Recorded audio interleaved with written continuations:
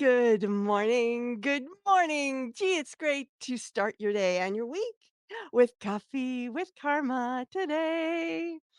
Good morning and happy Labor Day. My name is Carma Spence, and I help executive coaches, business leaders, and consultants write, publish, and market their client attracting books.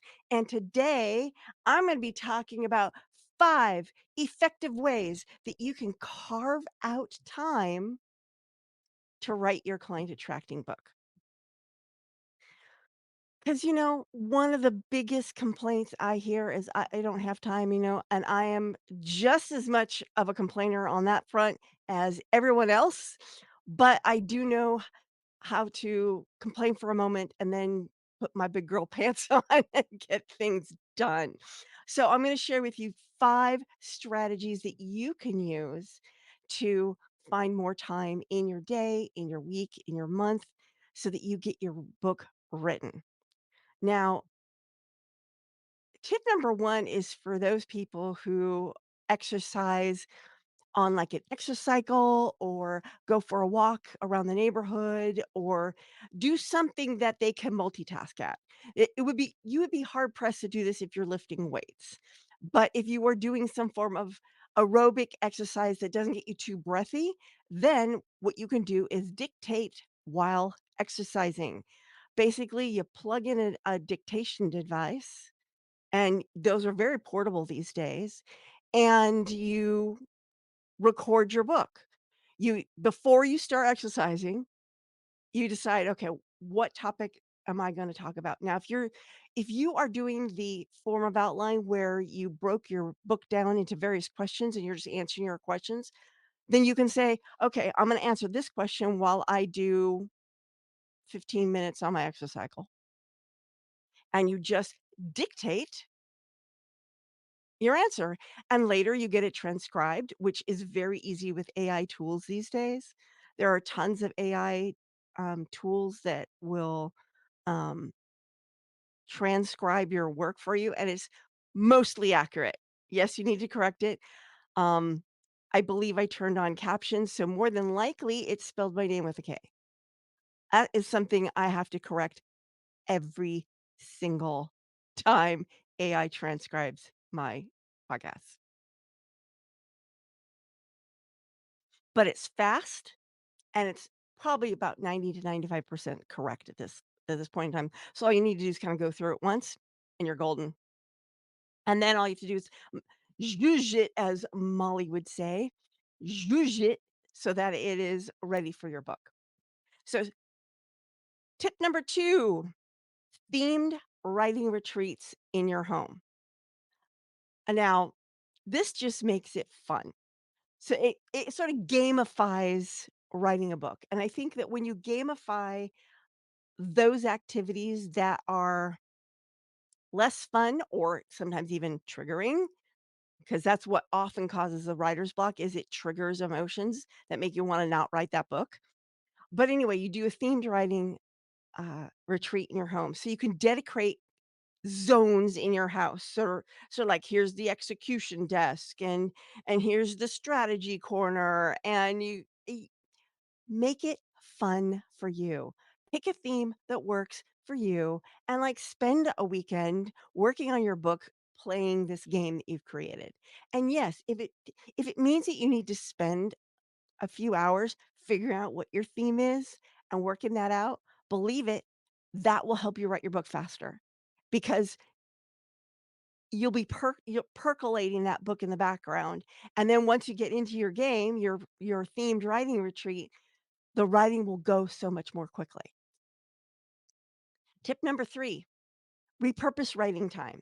So, I don't know if this has happened to you. I'm pretty sure it has. You've got a meeting on your calendar, and the person either cancels or is a no-show. In fact, I have a rule that if you are a no-show within the first 10 minutes, I'm out of there.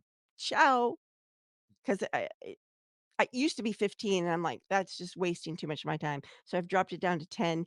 I might be dropping it down to 5 because 'cause I'm getting very, very busy. But anyway, when someone cancels or no-shows for meeting, use that time that you had on your calendar anyway to work on your book. Simple. You had the time set aside anyway. Don't fill it up with something else. Use it to work on your book. Tip number 4, create meeting with myself. Now, if you are a time blocker and you block out time on your calendar and you actually honor that time on your calendar, that's what this is. You set up a meeting with yourself where you block out time on your calendar and you say, "This is my writing time. It's sacrosanct. Nobody else can bump it." And tip number 5 is a mini writing challenge. This is kinda like the themed writing retreat, only you break what you need to do into, like, 3 to 5 days, and you sit and you challenge yourself to get those things done. Now, it can be something as simple as, "I will write 500 words a day," or, "I will write 1,000 words a day for this week," and you really push yourself. Now, what may happen is that you'll find that you actually write more than you set your goal to. I don't know about you. I mean, I just participated in a 3-day challenge. The result of that challenge was supposed to be the theme of a 3-day challenge. I came up with 3 themes because 'cause I'm an overachiever. No, I'm just wildly creative, and I go down the rabbit holes of creativity all the time. But there you go. When you participate in these challenges, you if you play full out, even if it's a challenge to yourself, if you play full out, you will often find that you get more done than you set out to do. So there you go. 5 ways to carve out more time to write your client attracting book and get it done. Again, to overview, we had dictate while you're exercising, themed writing retreats in your home, repurpose meeting time when someone cancels on you, create a meeting time with yourself, and a mini writing challenge. Now, if you would like help with creating any of those things or getting advice on which ones might work for you, then please set up a curious conversation with Karma. All you have to do is go to karmaspence.com/schedule, and it's a no strings conversation to see where you're at, if I can point you in the right direction. And if I happen to be a possibility for that right direction, we will set another call for that conversation. This is Carma Spence saying ciao for now.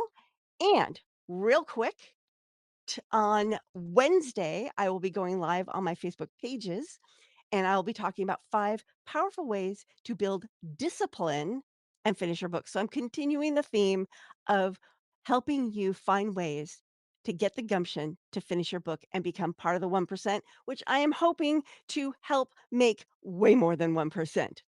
Again, this is Carmen Spence saying ciao for now.